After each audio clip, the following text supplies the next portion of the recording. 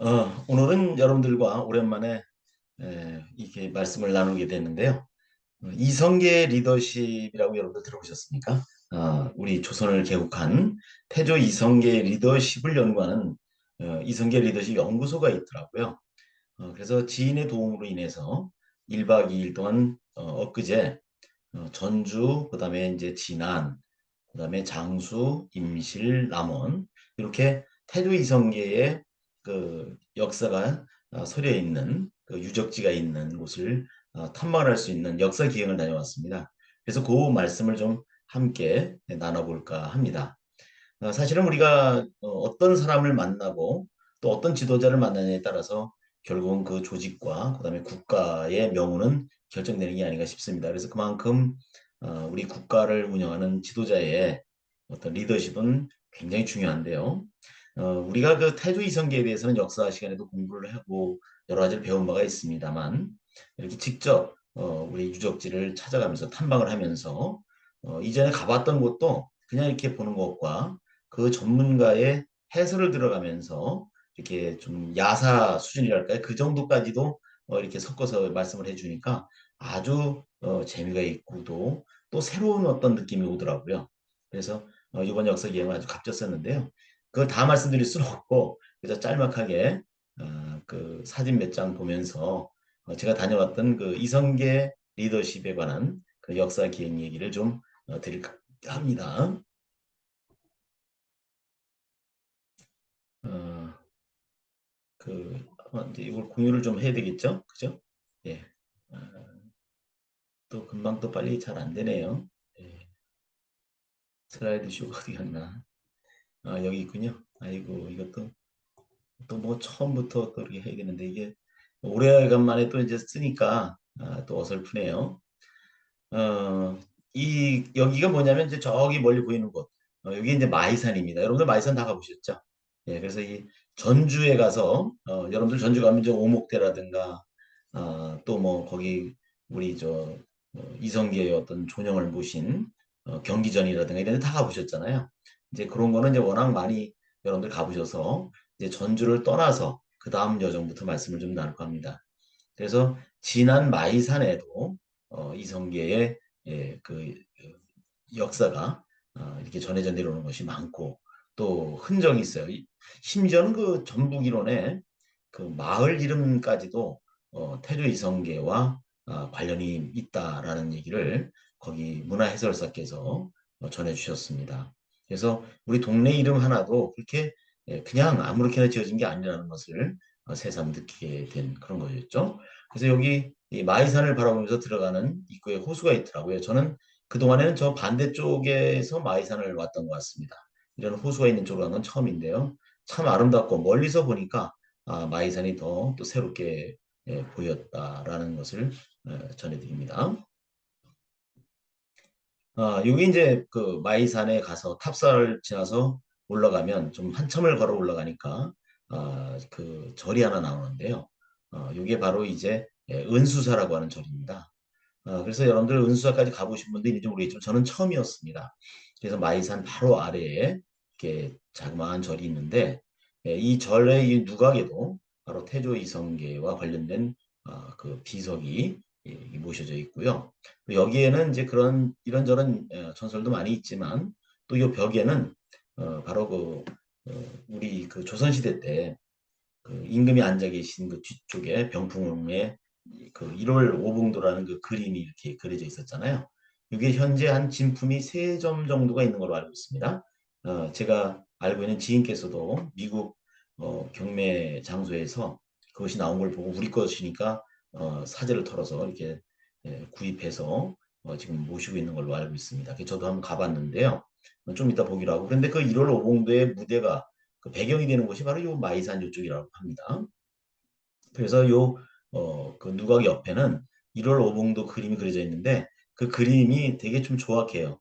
뒤에서 보여드리겠습니다만 그게 썩 좋지는 않습니다만 요겁니다. 이게 이제 그 누각 옆에 그려져 있는 해와 달이 있고요. 5개의 봉우리가 있는 뭐 이런 산, 요거 1월 오봉도 이런 그림이 있더라고요.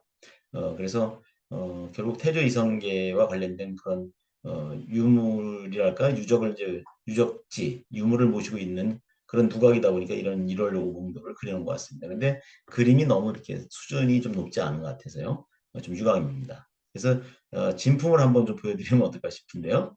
이게 바로 제가 알고 있는 지인이 그렇게 아주 귀하게 모셔다가 그 자기 사무실에 모셔놓고 있는 1월 오봉도 진품입니다.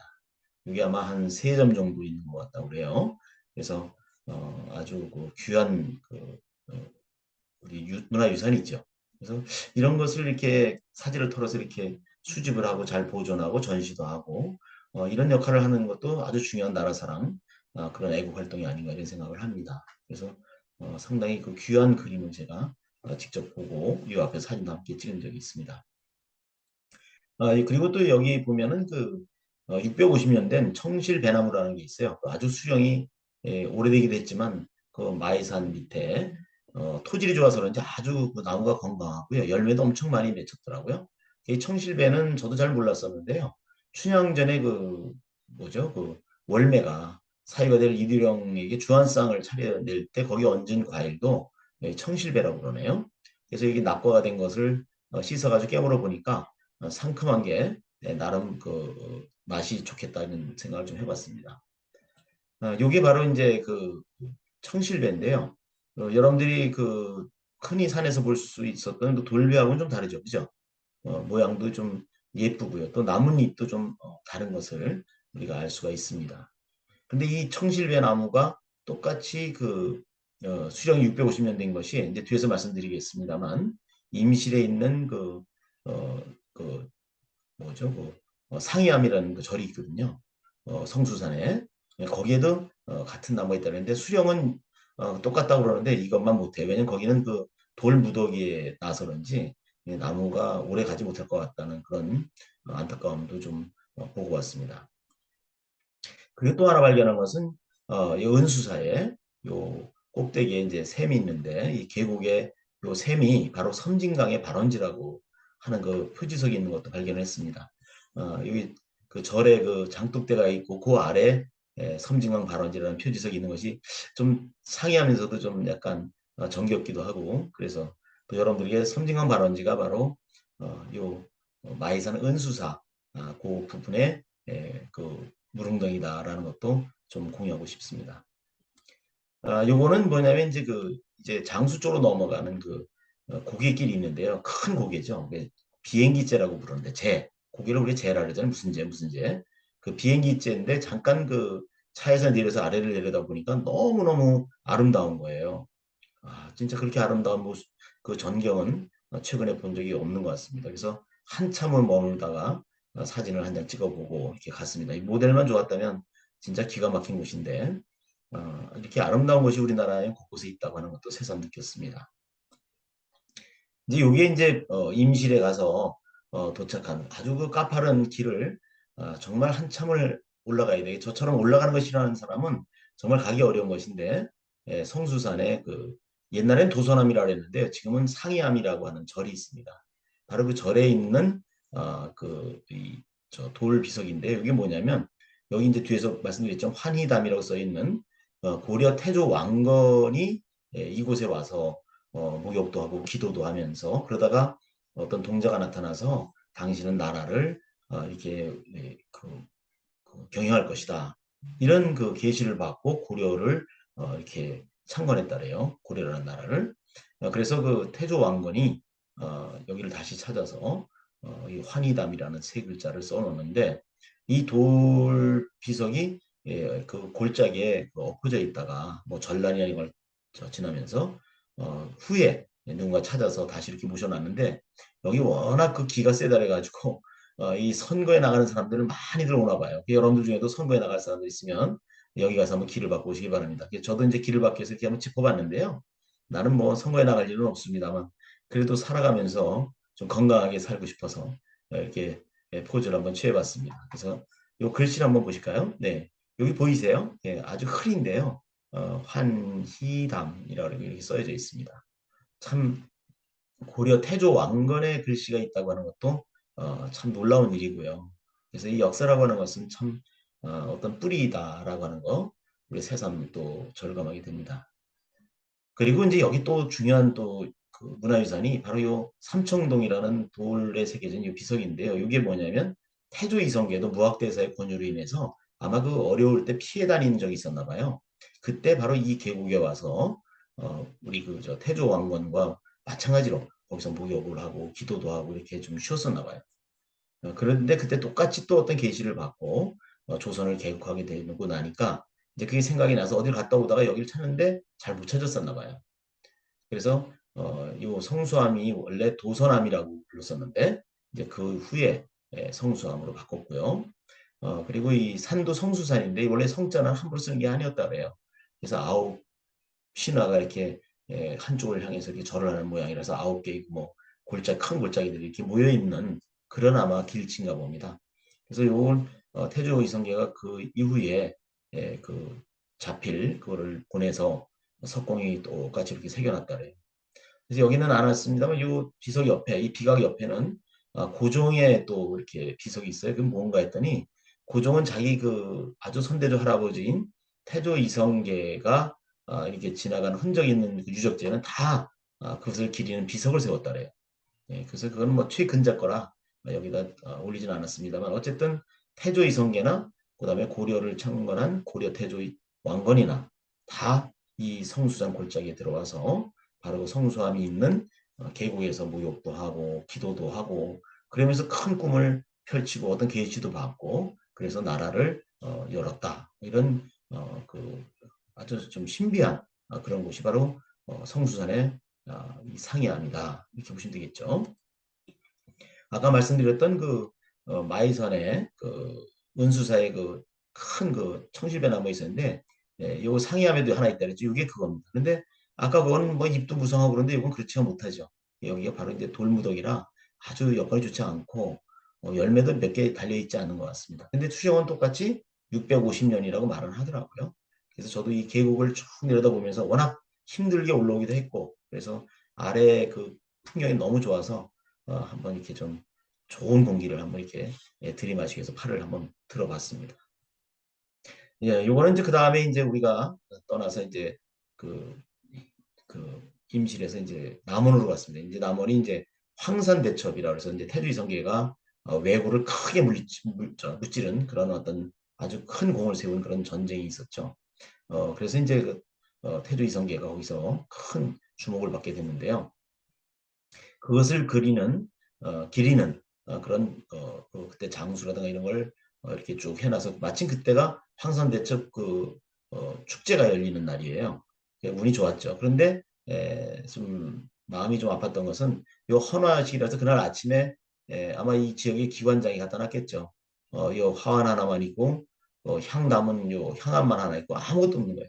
사람도 없고 그래서 쓸쓸하다. 그런데 이제 문제는 이 안에 있는 그런 보존된 것이 특별한 게 없는 것이 이제 그 뒤에 세운 비석이고요. 그 원래 있었던 그 자리는 보니까 일본인들이 그 일제 강점기 때 전부 다 이제 자기들에겐 치욕이잖아요. 왜냐면 그 왜구를 아주 그냥 수많은 왜구를 다 거기서 몰살을 시켰으니까. 그래서 그거를 전부 다 이 사람들이 퇴각을 하면서 다 점으로 빠고 그다음에 거기에 큰 그 대첩비를 폭발을 시켰더라고. 그래서 몇 개 동강이 난 거를 지금 이제 파비각이라고 하는 곳에 보존을 하고 있어요. 그걸 보면서 이 일본 사람들이 참 못된 짓도 많이 했다. 이런 거를 좀 절감했습니다. 이게 바로 그 파비각에 있는 그런 대첩비가 이제 일본 사람들이 폭파시킨 그것을 이렇게 모셔서 놓고 있는 겁니다. 이런 건 참 보존 잘하는 것 같아요. 왜냐하면 뭐든지 과거에 있었던 걸 그대로 두는 것. 팩트, 역사, 이건 팩트잖아요. 그죠? 네. 마침 그 또 그 황산대첩 그 축제가 열리고 하는 그 유적지 그 마을이 명창 그 오래전에 돌아가신 박초월 선생이 태어난 마을인가 봐요. 그래서 여기서 마침 그 동편제 서편제 동편제 아시죠? 그 동편제 축제도 그날 마침 열리는데 문제는 저녁에는 몇 명이 올지 모르죠. 낮엔 보니까 사람이 없어요.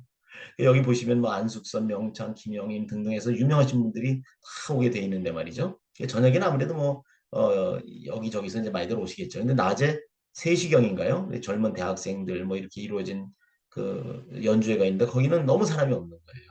20명도 안 된 걸 보고 이런 게 있을 때 좀 주변에 공유해서 같이 이렇게 널리 알리면 얼마나 좋을까. 저희는 그래서 아주 그 느낌으로만 느끼고 왔습니다만 어쨌든 아주 그 좀 뜻깊은 역사 기억이었다. 이런 생각을 좀 합니다. 그래서 여러분들과 짧은 그런 몇 가지 그림입니다만 태조 이성계의 그 리더십을 연구하는 연구소가 있다는 것도 알았고요. 그다음에 이제 우리가 태조 이성계가 그 발휘한 리더십 여러 가지로 얘기를 하는데 그 중에서도 가장 마음에 와닿는 것이 어떤 섬김의 리더십이 아닌가. 그래서 백성들의 의견을 무시하지 않고 잘 듣고 그로 인해서 화를 면하고 또 대성을 이루기도 하고 말이죠. 그래서 그 또 그 이 태조 이성계는 조선에서는 개국한 그런 시조가 되지만 고려에서는 나쁜 그런 아마 장군이었을 거예요. 그죠? 왜냐면 고려를 배반하고 조선이라는 나라를 개국을 했으니까요. 그래서 민심이 엄청 안 좋았다. 그래서 이제 그 개경에서 결국은 이제 그 우리 현재 서울로다 이렇게 그 천도를 했잖아요. 수도를 정하고 그러면서 이제 그 흐트러진 민심을 이렇게 잘 다독거려서 그런 수단의 하나로서 토지개혁을 했더라고요. 그럼 우리 그런 현대에서의 이승만 대통령도 사실은 대한민국 정부를 수립하면서 토지개혁을 했었거든요. 그래서 이런 뭐 공산당 빨갱이들이 막 그 지주들의 땅을 무조건 뺏어가지고 막 나눠주는 이런 게 아니고요. 합리적으로 이렇게 해서 이 토지개혁을 통해서 결국은 고려 말에 아주 그냥 그 비상식적으로 비정상적으로 가지고 있던 소수의 어떤 지주들의 땅을 많은 백성들이 골고루 나눠서 결국은 배고픈 백성이 없도록 하는 것 이런 그런 정책을 쓰면서 이제 민심을 규합을 했다네요. 그래서 여러 가지 얘기가 있습니다만 그래서 사실은 그 거기 갔다가 이 이성계 리더십이라는 요 책자도 이제 하나를 받았는데요. 제가 이거를 이제 지미대도 가져온 이유가 저도 그동안에 리더십에 관한 강의를 많이 하고 다녔고 그래서 어떤 한 인물에 관한 리더십 요거를 이렇게 연구한 거는 그렇게 많지 않거든요. 뭐 이순신도 있고 뭐 여러 가지 있지만 그래서 뭔가 이그 체계적으로 정의된 것 같아서 한번 좀 공부를 해볼까 이렇게 생각을 했습니다. 그래서 여러분들과 이제 말씀을 나누는 이유지는 결국 우리가 흐트러져 있는 곳곳에 우리 선인들의 그 유적지를 가더라도 거기에서 주는 어떤 그 메시지 이런 것을 좀 우리가 좀 잘 오늘의 우리 것으로 받아들여서 지도자 입장에 있는 사람들은 특히나 어떤 리더십을 발휘할 때도 좀 이렇게 그걸 원용을 하면 어떨까 이런 생각을 해봤습니다. 여러분들도 한번 그 전주라든가 그다음에 뭐 진안 그다음에 임실, 장수, 남원 이런 데 방문하실 기회가 있을 때 한번 참조하시면 좋겠다 이런 말씀을 드립니다.